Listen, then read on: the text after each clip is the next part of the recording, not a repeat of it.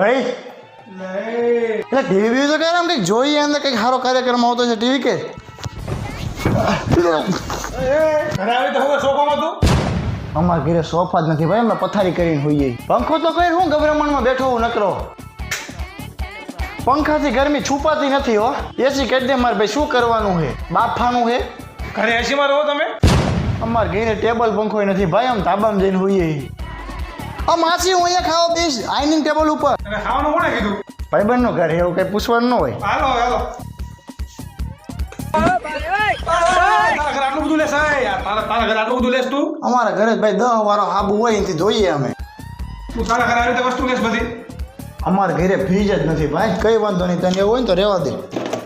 એટલે ચોકલેટ છે દુબઈની દુબઈ એ